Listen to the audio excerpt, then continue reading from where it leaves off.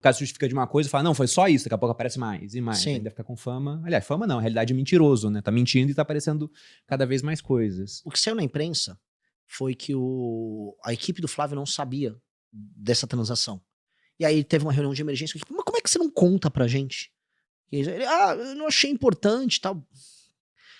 Tem um amadorismo muito grande. E assim, muita gente. É que assim, eu vou ser justo agora com a galera do mercado financeiro. Tô falando dos bancões, a galera que fica tomando essas decisões, que criaram o trade Tarcísio, tentaram o trade Ratinho. Eu sempre falava, cara, olha direitinho o grande mapa, assim, pra você perceber que não vai dar. Eu já sempre falei, não tem candidatura Tarcísio. Não faz sentido pra família Bolsonaro permitir pro Tarcísio candidato. Não dá pra ter o Ratinho, porque o Ratinho tá no Banco Master.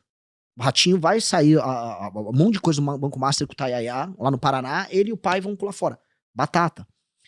E pelo menos no caso do Flávio, eles ficaram escaldados e ele não tá conseguindo apoio do mercado financeiro institucional, vamos colocar aí. Tem uns influencers e tal que, não, agora é Flávio, mas difícil. Só que mesmo eles têm que entender, o Flávio é o cara com o maior telhado de vidro de todos. Há muito tempo na política, né? A gente estava discutindo isso hoje, A no café da manhã. Todo mundo que está há muito tempo na política tá sujo. Isso é um grande problema. Você é novo na política, então a gente não, eu tô provavelmente... 12 anos. Não, vou dar exemplo, o Kim ganhou a eleição para deputado federal em 18. O Flávio tá há muito tempo, mas assim, você consegue fazer as coisas sem ser ladrão.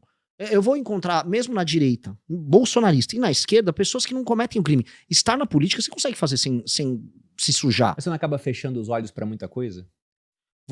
Lá dentro... Uma pessoa lá dentro, entendeu? Até porque...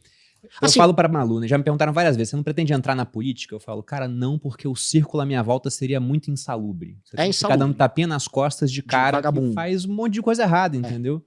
Você pode até não se envolver, mas você vai ter que apertar a mão do cara, você vai estar junto. Você tem que entender o deputado como se fosse uma espécie de um advogado seu, que vai ter que ser colocado pra negociar com os bandidos. É isso. E o deputado tem que saber isso. Que ele tá ali numa posição de andar com gente insalubre e ter que negociar e ser simpático com gente escrota.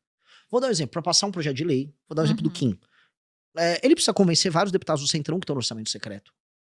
A maior parte dos votos para passar os projetos vão cair nesses caras. O interesse desses caras não é nem um pouco republicano. Eles sabem que o Kim não é do esquema. Então, existe um limite na relação. Só que você vai ter que lidar com o cara. Você tem que lidar com o cara mesmo sabendo que ele tá desviando dinheiro da saúde na cidade dele, que ele tá vendendo o voto dele pro governo dentro de uma determinada circunstância. É muito escroto. E assim, é cada vez mais escroto com quanto você vai entrando. E conforme você vai afundando nisso, você vai percebendo que a política, especialmente a brasileira, é uma das coisas mais, desculpa o termo, escrotas do mundo. Eu quis fazer esse mergulho, eu tornei minha pré-campanha uma espécie de uma terapia sobre o que é a política brasileira. Que eu quis fazer isso para as pessoas. Porque todo mundo fala assim, o problema do Brasil é o STF. A STF é um problema no Brasil desde 2012. Se a gente falar que o problema é o STF, a gente está olhando um recorte imediato de um problema que é consequência de algo maior. O STF é consequência de um sistema político que necessariamente é corrupto e que precisa da Suprema Corte garantindo esses elementos. Tanto que os superpoderes do STF vêm no fundo de um acordão que foi proposto pelo Romero Jucá, que é lá de Roraima, naquele famoso áudio que vazou dele, que a gente precisa fazer um grande acordo com o Supremo e tudo. E ali estava dando a linha do que precisava ser feito com o Alexandre de Moraes, do inquérito, de destruir a Operação Lava Jato, e depois ele indo pra cima do Bolsonaro, ou seja, todo aquele desenho foi um desenho que esses caras montaram. Mas o que é a política brasileira?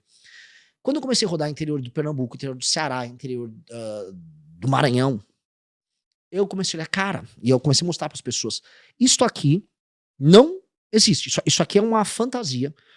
Milhares, estou falando milhares, bem no plural, de cidades que não têm a menor capacidade de sustentar, que vivem de dinheiro que é coletado de você, que tá aqui, dele que tá ali atrás do monitor, das pessoas que estão assistindo. Esse dinheiro vai para lá, esse dinheiro é roubado quase sempre, as emendas que saem de Brasília e vão para esses municípios são desviadas, a população vende o voto pro político corrupto, a população não exige nenhuma melhoria em termos de indicadores de saúde, segurança, educação, nada. E ela vai vendendo o voto dela, e esse jogo vai rodando, e esses caras, em última instância, são os caras que elegem os deputados do Centrão, que em Brasília vendem o voto, que estão em todos os esquemas de corrupção, que acabam colocando, vamos dizer, no TCU, as famosas indicações que ninguém acaba vendo, Tribunal de Contas da União, os tribunais de contas estaduais, ministros do STF, seus representantes, e aí você percebe aquilo que eu falei no começo do programa, que nós somos administrados por pessoas do Amapá, de Roraima, do Maranhão, do Piauí, e isso não faz nenhum sentido. Vou dar um exemplo aqui, uma analogia. Não sei se estou falando demais, tá? Que essa analogia é bem cabível. Imagina a União Europeia. Na União Europeia, você tem países que estão em condição melhor, em condição pior. Mas quem manda, é a Alemanha e França. São as maiores potências econômicas, militares, onde há boa parte da criação, os empregos de qualidade. Beleza. E aí você tem os países menores, que eles têm que obedecer critérios, inclusive, para continuar recebendo dinheiro, como foi a Troika funcionando na Grécia, em Portugal, etc. Agora imagina se a União Europeia fosse de fato administrada por gregos, portugueses e irlandeses. Eu amo esses 3 países. Dito isso, não faz sentido. Sim. O Brasil é isso. Ele é uma federação em que São Paulo, Paraná, Minas são administrados pelo Alcolumbre do Amapá. Que o Ciro Nogueira, do Piauí, manda na gente. E qual o problema disso? Não tenho nada contra o Estado em si. Agora, é como você pegar a pessoa que tem o pior Estado, com os piores indicadores, com as piores práticas políticas e botar pra mandar nos outros lugares.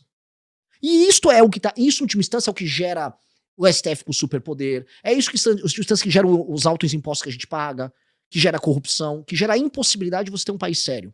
Só que ninguém nunca teve coragem de botar o dedo nessa ferida. E eu falei, vou colocar, porque o verdadeiro sistema é esse. Ah, não, o sistema, sei lá, o André Esteves sentou com o Alcolumbre.